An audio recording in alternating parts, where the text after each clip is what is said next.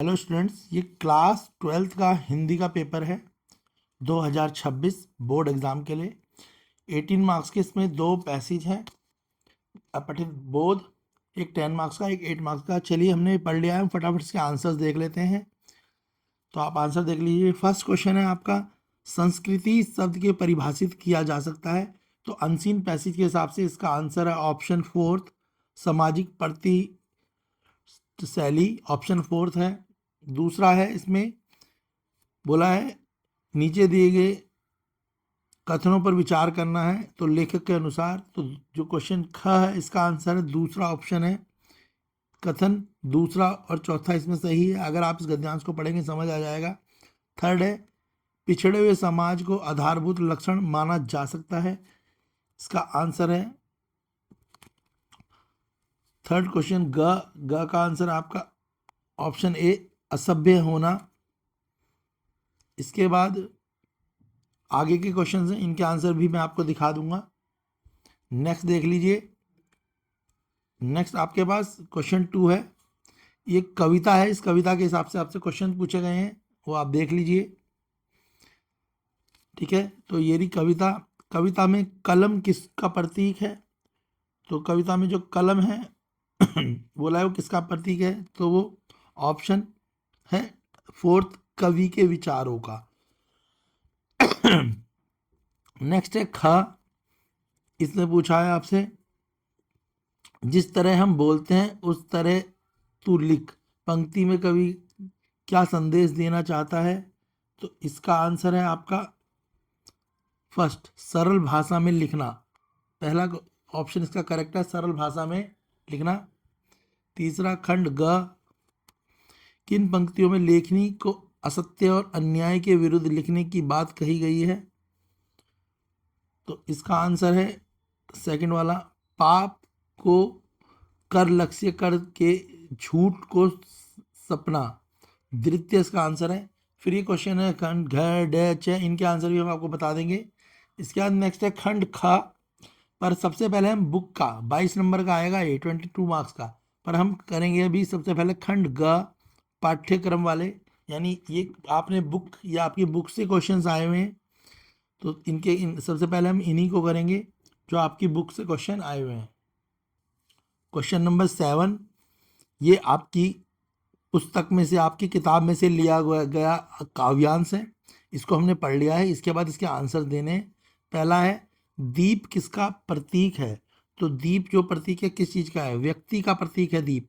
तो पहला option correct है, दीप व्यक्ति का प्रतीक है। दूसरा है आपका, इसमें कथन और कारण दिए हैं, तो कथन और कारण दोनों को हमने पढ़ लिया, और कथन और कारण के हिसाब से ये फोर्थ वाला सही है। इसमें कथन और कारण दोनों सही हैं और कारण कथन की सही व्याख्या है, यानी दोनों सही भी हैं और एक दूसरे को व्याख्या भी करते हैं। ग, पंक्ति किसका प्रतीक है? तो जो पंक्ति है वो किसका प्रतीक है पूछा गया है थर्ड में, ग में। तो पंक्ति प्रतीक है आपका समिष्ट का, ऑप्शन दूसरा, समिष्ट का प्रतीक है पंक्ति, समिष्ट। घ, दीप का पंक्ति में विलय का भाव क्या है? तो इसका आंसर है आपका प्रथम, सत्ता का सार्वभौमिकरण। दीप का पंक्ति में विलय क्या है? सत्ता का सार्वभौमिकरण।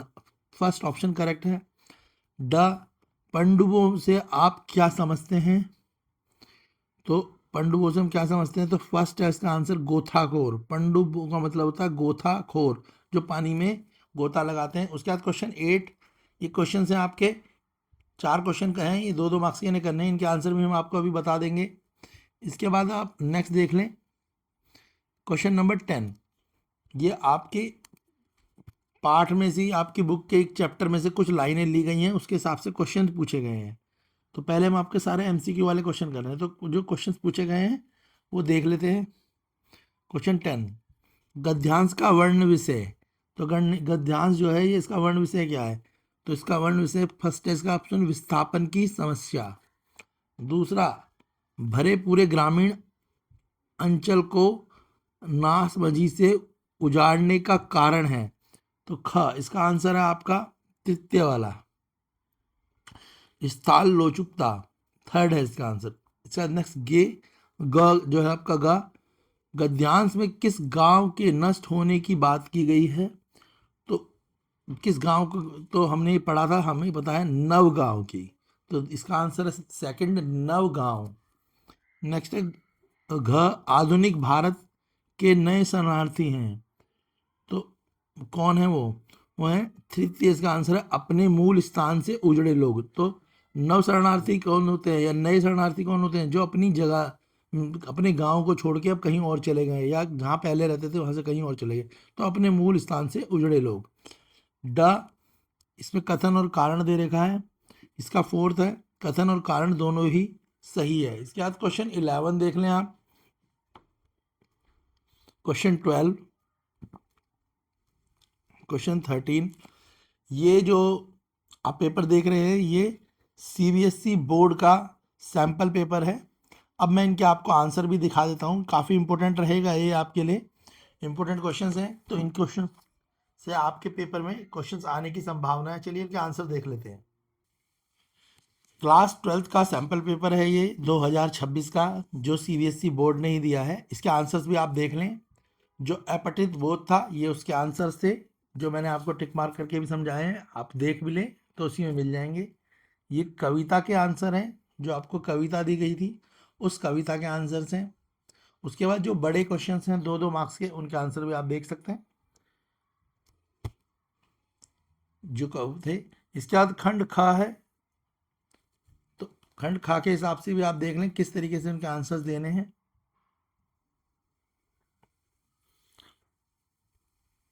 ये सैंपल पेपर 2026 का है, जो सीबीएसई बोर्ड ने दिया है। इसमें से आपके पेपर में क्वेश्चंस आने की काफ़ी संभावना है, तो आप इसे अच्छे से कर लें। हिंदी 2026 की प्रिपरेशन है ये। 3 मार्क्स के क्वेश्चन, उनके आंसर देख लें। खंड ग, पाठ्य पुस्तक जो आपकी बुक्स है उससे रिलेटेड क्वेश्चंस जो होते हैं वो हैं, और उनके आंसर्स।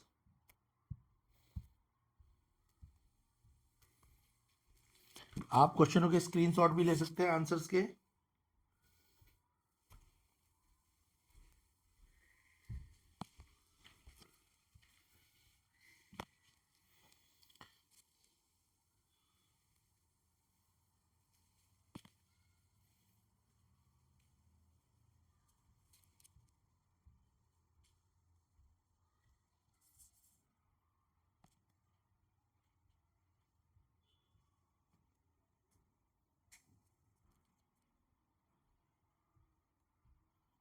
एक्सप्लेन इसलिए नहीं कर रहे क्योंकि हमें पता है आपको आते ही होंगे, अब आपका पेपर ही है मंडे को, तो आपने अच्छी सी प्रिपरेशन करी रखी होगी हिंदी की।